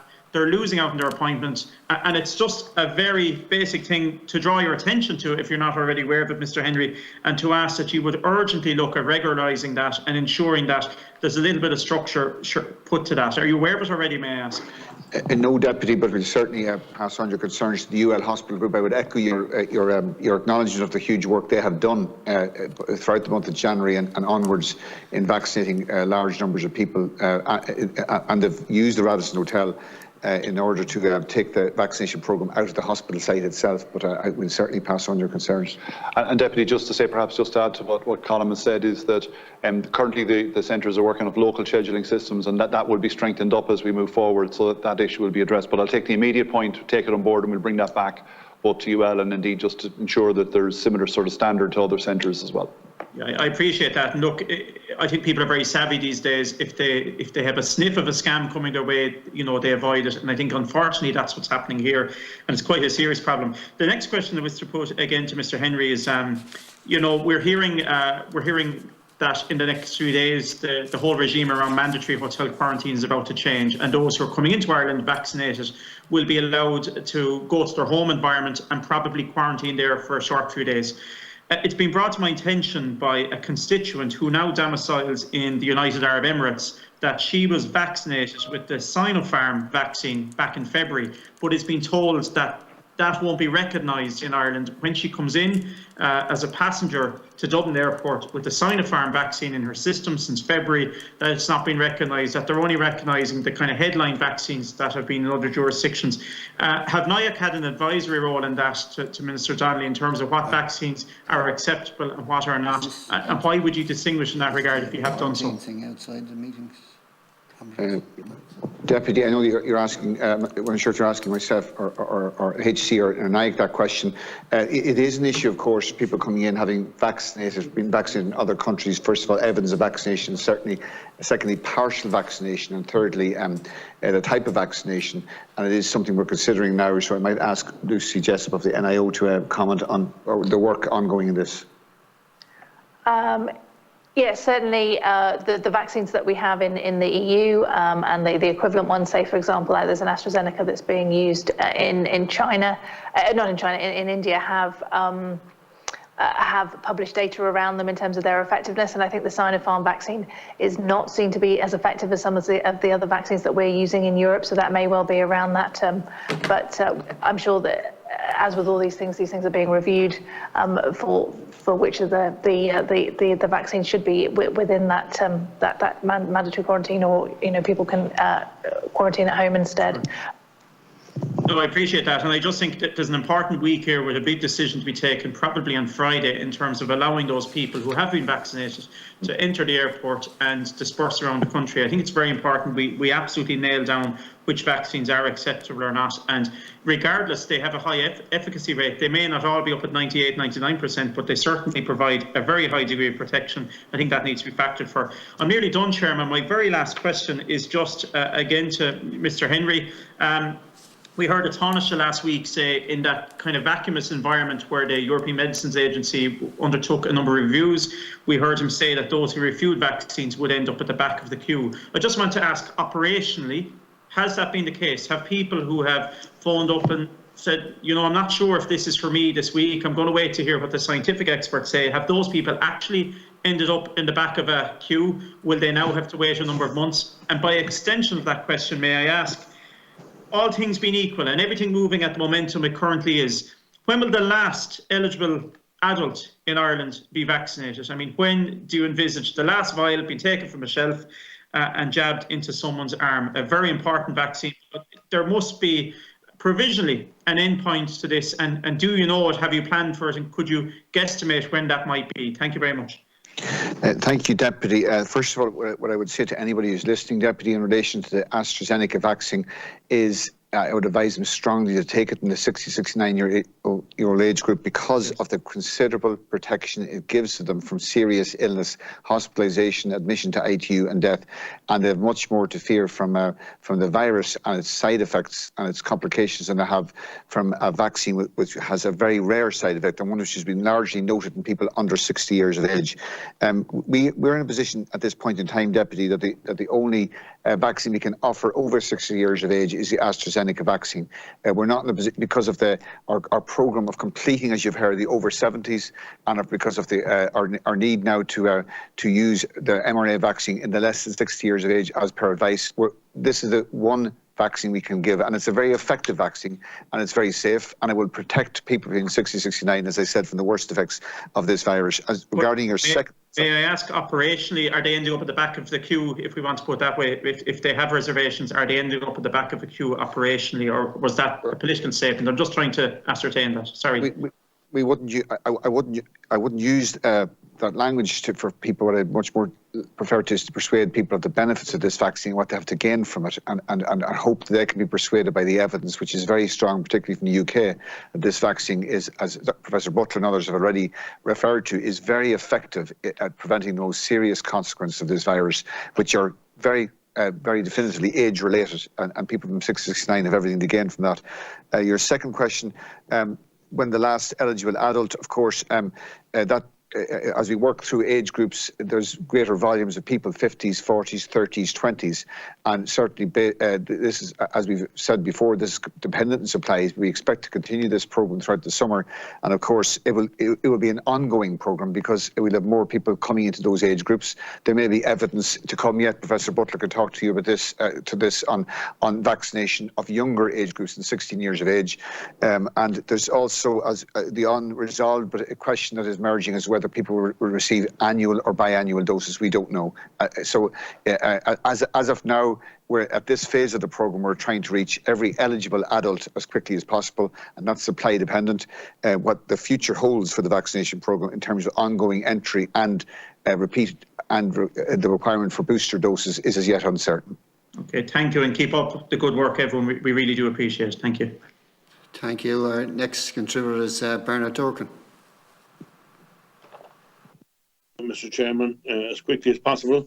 Can I, first of all, thank all involved for the work that they're doing and have done so far in the course of the past year, and hope that their hard work will pay dividends. 2 or 3 questions quickly. Can you emphatically state that all vaccines currently available and in use and approved throughout the country are equally safe and effective, regardless of where they're manufactured? First question. Deputy, I might take that question first and ask Professor Cormack or Dr. Jessup to comment.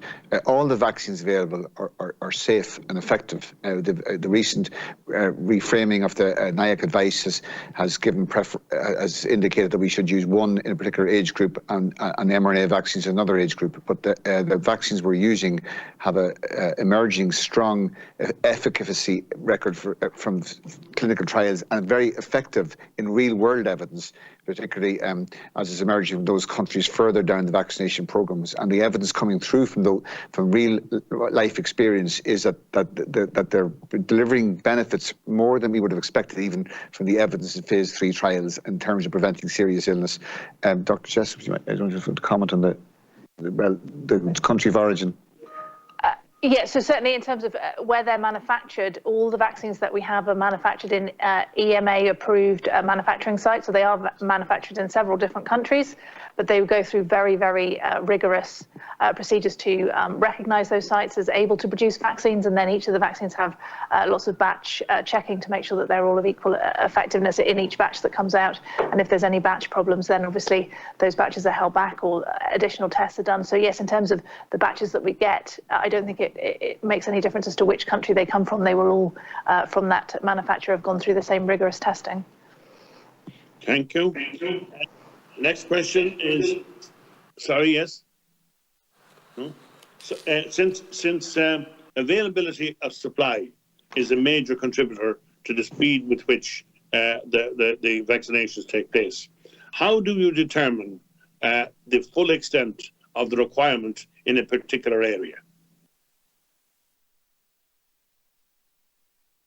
Deputy, so in relation to some of the cohorts, they're not area-based, as you know, so the nursing homes, the healthcare workers, the over 70s were modelled up based on the GP numbers over 70, so we were able to look at each area in the country and see how many over 70s were registered with each practice, and that served as a reasonable number for the number of people in each area, and hence the distribution model to GPs was built up on that for the over 70 population, Deputy.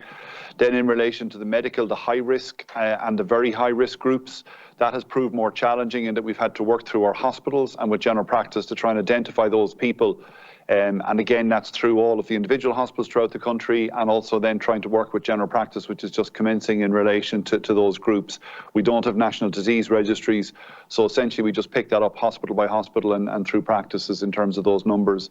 For the future age cohorts, as in from 70 downwards, with the 65 to 70 being the first group, we have numbers from the CSO in terms of the total population, and then we're also able to see some of the regional numbers that are there in terms of populations around each geography from there in terms of how that works. And that will continue through all the age groups right down to the completion of the programme. Is there any basis for concern amongst the various cohorts at the present time as to the safety of the vaccines as it applies to them personally, given that there have been changes in recent times that shifted the emphasis from one to another, depending on age group and depending on the medical condition, obviously, of the people concerned? I'm going to ask Professor Cormacan to take that, Deputy. Thank you. It is understandable. When anybody takes a medicine or an injection of any kind, they will have questions and concerns about it. That's perfectly natural, and people who are involved in healthcare, as part of the training, is to deal with those questions and to answer people's questions. So of course it's understandable that people have concerns, and when advice changes, and for changes for very good reasons because of changing evidence, it is understandable that creates concerns for people as well. But what we can reassure people about is that the vaccines that are in use have been through a very rigorous process. We have good evidence about how they perform, and the benefits are huge in terms of reducing the risk, and we've seen that. But and people do, of course, have questions, and the vaccinators and their doctors and their nurses will be able to answer those questions and to give them the information that they want. And it is understandable that, as I said, that people are concerned. Of course they are, but they can usually be given the answers to the questions that they need, and overwhelmingly the answers make it clear to them that the benefits hugely outweigh any risks.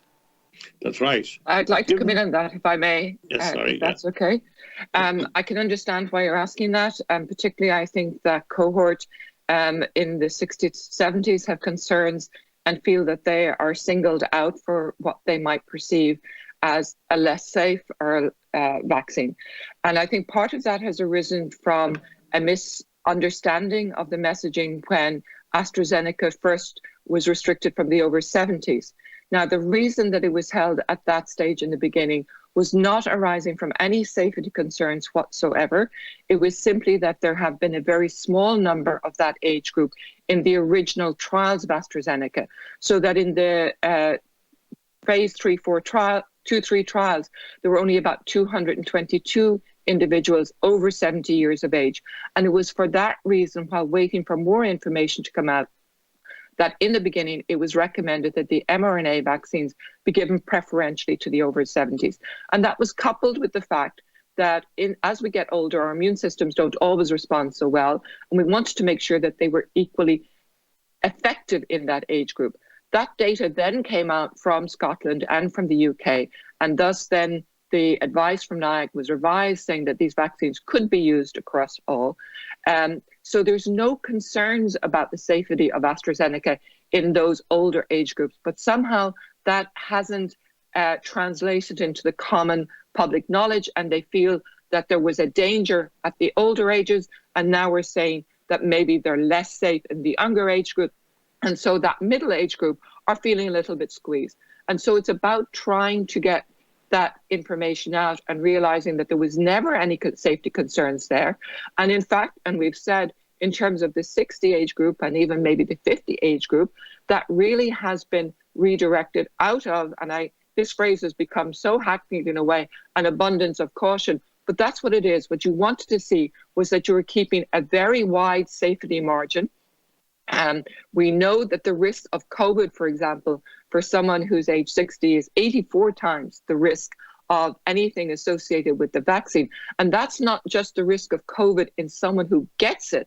That's the risk for someone who is of that age in the population, taking into account the risk of acquiring it and then the risk of what happens after you get it. So I do understand where people are coming from, but it's about trying to inform so that they may feel confident in that. We do know that we're aligned with a lot of other countries in Europe in terms of taking those age cutoffs, be they around 60 years of age. We do know that the UK has taken a much lower age cutoff, but it must be said they were at a different stage in their pandemic as well. And we have to take into account also the availability of alternate vaccines. So all of those factors came into play. Thank you. Thank you very much indeed. I know the Chairman, you're pressed for time, so I'll leave it at that, and thank you for that very comprehensive answer. We have received a large number of inquiries which are based on misinformation, but understandable information as well, I suppose. And we need to recognise the effect of social media and transmitting information, both helpful and unhelpful in certain circumstances. Thank you very much. Thank you, Bernard. Sean Coyne. Yeah, thanks, Chair. And I'd like to welcome Dr. Henry and Professor Cormacan and Professor Butler and all of the other expert witnesses here this afternoon. I suppose just touching on a similar question to Deputy Durkin. And again, I was contacted specifically by a lady this morning who knew I was a member of the committee and asked me to ask on behalf of her husband, who was younger than 60, again, part of the vulnerable cohort, received the first dose of AstraZeneca and made it quite clear will not take a second dose. I want to know, can they get another vaccine? Now, I explained as best I could as a layperson in relation to look the evidence in relation to clotting. There's a very, very small amount, small numbers, small percentage, and also that affected people who got the first dose. And was met with a reply that I know the science, but he's not taking a second dose of AstraZeneca. So that's the first question. If Professor Butler maybe or whoever might like to answer. Well, I suppose the first thing is to say that even after one dose of AstraZeneca vaccine, once about 21 days have elapsed, people are very well protected for at least a few months and probably longer. And that's why we have the confidence in being able for some to stretch out that interval from 12 to 16 weeks while we got more information and protected against the severest forms of disease and hospitalization. So the good part is he's already had a dose of vaccine, so that's very helpful.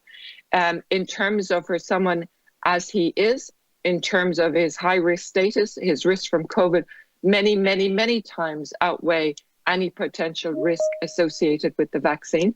And even given the age he is, he's at the lower end of whatever small risk there might be. In terms of other vaccines, there simply isn't the data yet. It will be coming out as to whether what they call a mix match or using a different vaccine is effective or even may be advantageous. But quite simply, we don't have that data at the moment. There are studies going on in the UK, which are likely to report over the next month. And similarly, in France and Germany, where they decided to go that route, they will be getting information. So that information will be coming over time. But for right now, for someone like him, the best advice is that he would go and get his second dose of AstraZeneca. Those will be, he wouldn't be scheduled because any of the second doses aren't scheduled until about the first week in May or so. But that because his risk from COVID far, far great exceeds any risk related to the vaccine. And all we can do is to inform and try and share the information with people, but we have to respect that they ultimately can make the decisions for themselves. Thank you, Professor, and I'll certainly pass on that message. Second question maybe for Dr. Henry or his team. Island residents were received their first vaccination on the islands, as in the vaccine was delivered professionally and excellently coordinated by the Air Corps to drop vaccines off to the offshore islands. And the over 70s, or maybe in some cases younger, depending on the numbers of residents, were vaccinated. Will all other island residents also be vaccinated in a similar manner, i.e. will the vaccine be delivered to the island rather than them having to come out to the mainland to vaccination centres? Thank you, Deputy. For all other residents, we'll be going through, as previous answers, based on age cohort or underlying risk profile. We haven't yet determined specific mode of administration to the offshore islands, but we can come back with a more definitive response to you on that. Okay, thank you for that. I mean, the system of administering the vaccine or delivering the vaccine directly to the island worked well and saved people having to come out, as it were, some of them that wouldn't have transport on the mainland. So if you could revert to the Secretariat with information on that.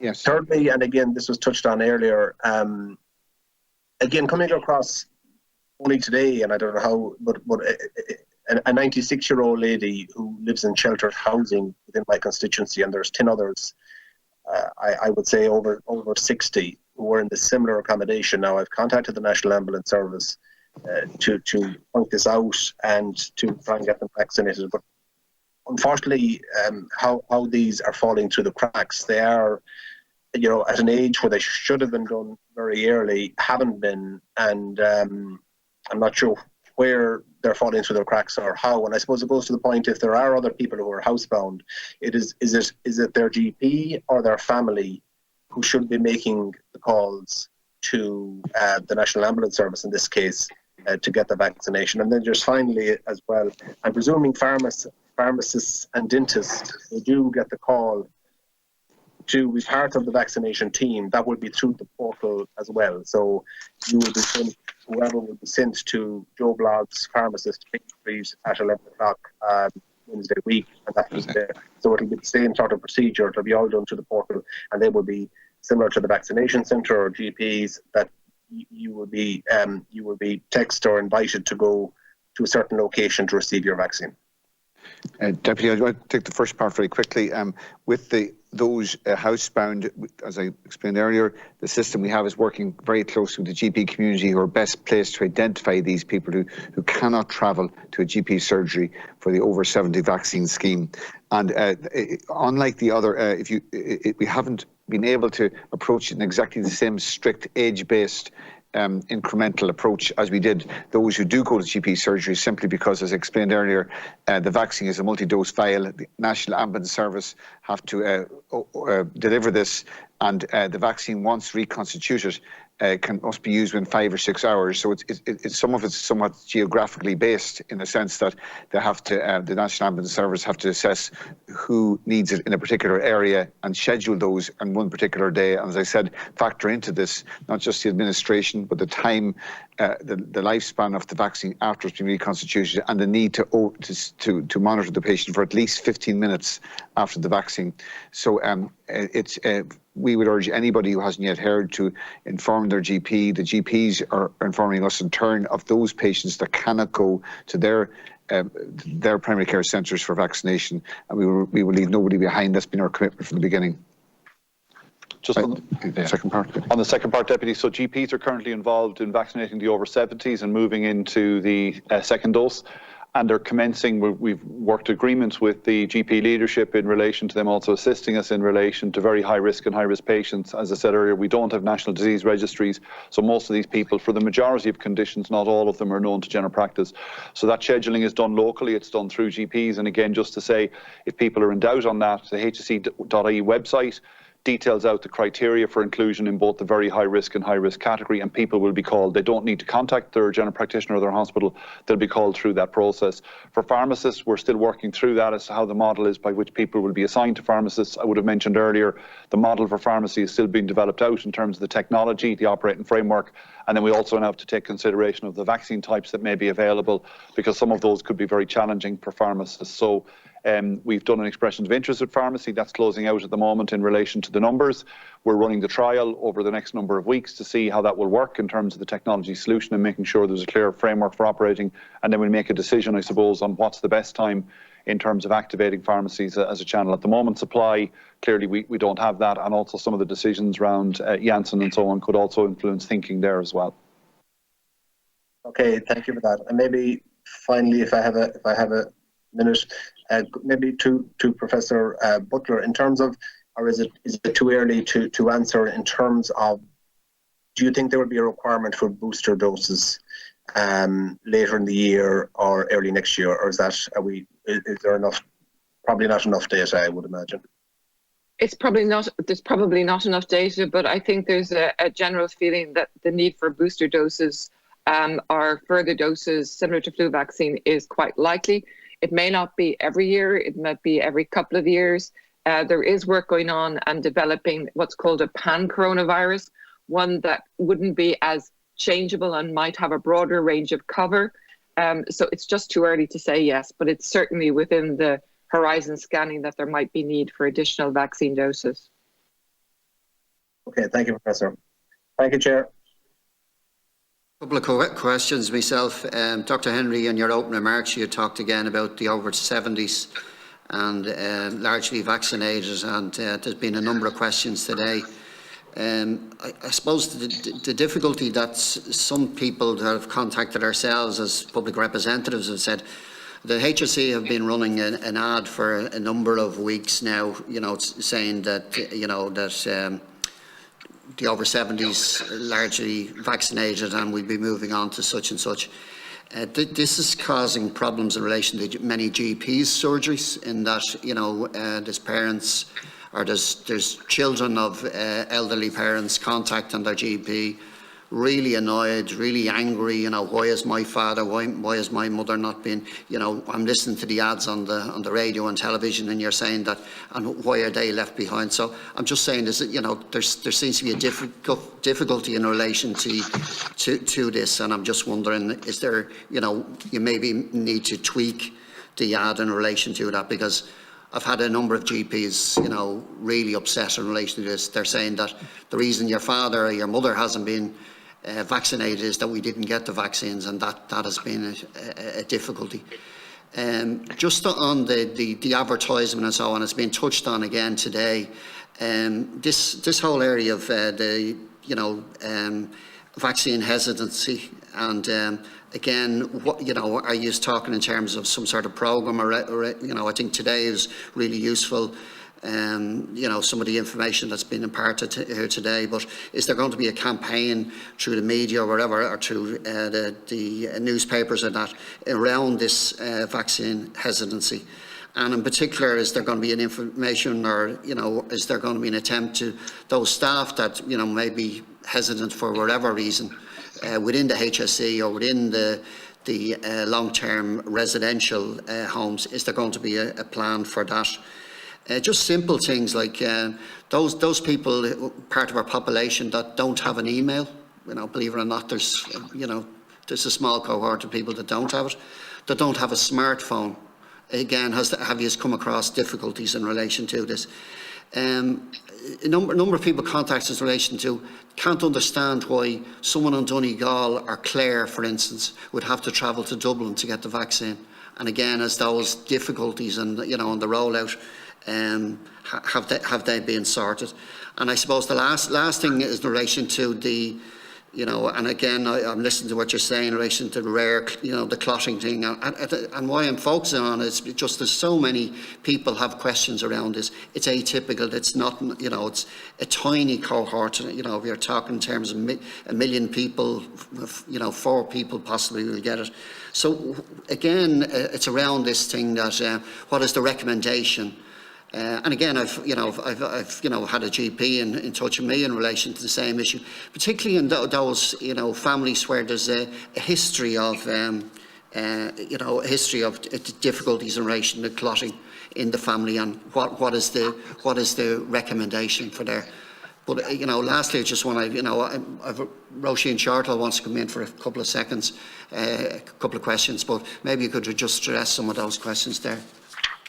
Yes, thank you, Deputy, and I accept all your points there. In regard to hesitancy, first of all, we have an active campaign. We've brought in many people, both specialists in fields, but specialists in other fields, cancer, renal, elsewhere, to promote the message, particularly for vulnerable groups, that it's much more in their interest to get this vaccine because of the particular dangers this virus has.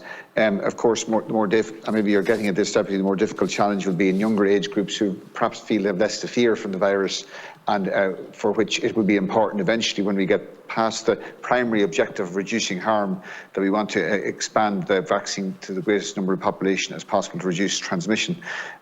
You're quite correct, the over 70s, as we explained earlier, absolutely it's not finished. It's almost finished, but it's an ongoing programme. There may be some people who are excluded because of active illness or recovery, and we certainly don't want to give the message out that somebody has missed the boat.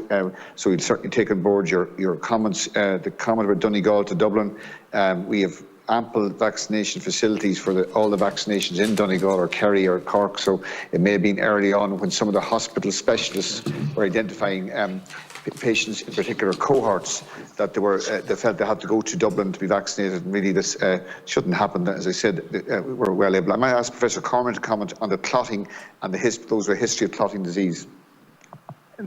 Thank you. I suppose one of the things that's important to say about this is that it's, as you know, a very unusual pattern of disease, and one of the things that the HSE has been working on is getting information out throughout the HSE and through the general practice community about what to watch out for in the event that this rare event happens, because there is it is important that people get symptoms and such as, for example, severe headaches, if they get visual disturbance, if they get abdominal pain, that they go to see their doctor, and that we have worked with general practice, we've worked with the emergency departments to make sure that if patients get those symptoms, if they go to get attention, that there's a pathway in place to make sure that there is care. So there's two parts to that. A, it's a rare complication, but B, it's important, and we have done the work with colleagues to make sure that for those who do get the complication, that we have a process in place to try to fast track them as quickly as possible to get the treatment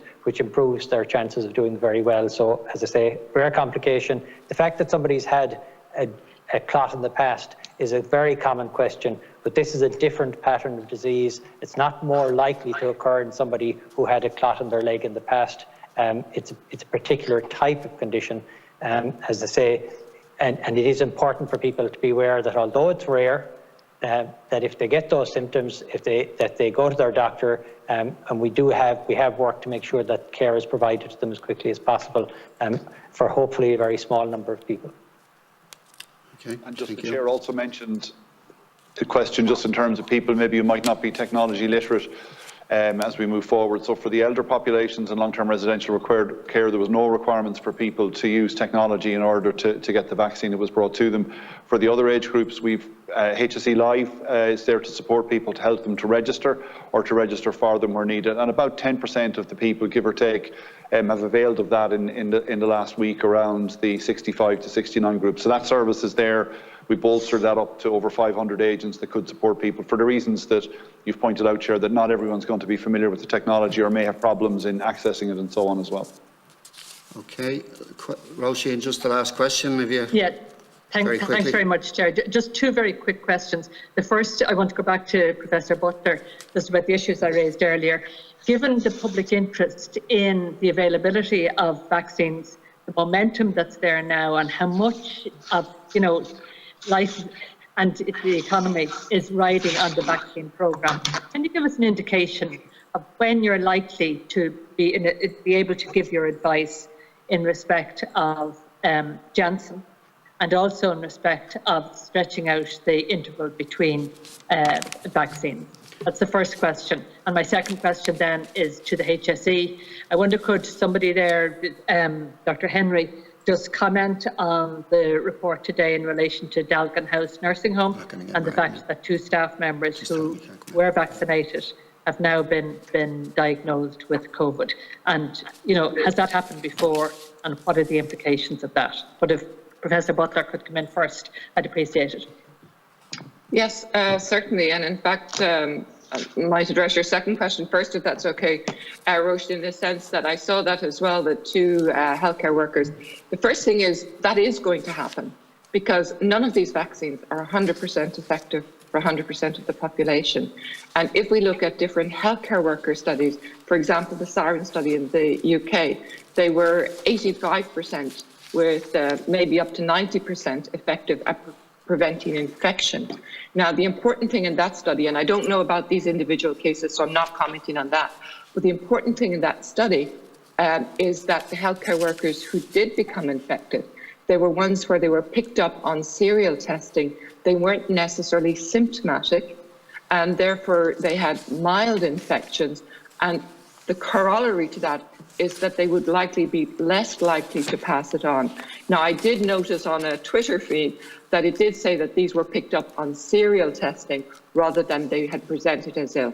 So we do know, and that's one of the reasons that we say that notwithstanding vaccination, that we still need to employ public health measures of the masking, social distancing, until we get the levels of virus down in the community. And this also goes in to address some of the earlier questions regarding, for example, how we manage people coming into the country, particularly if they've been vaccinated with, with vaccines that haven't been authorised in the EU, where we don't have all that detail.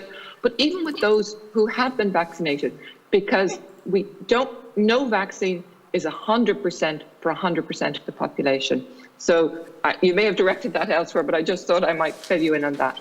In terms of the one thing I can say, Roisin, in terms of INAIC, and I think evidence builds us up, when we've been asked questions, we have turned around advice and answers as rapidly as possible, but we do want to make sure that we have the evidence that's needed to give the best answers.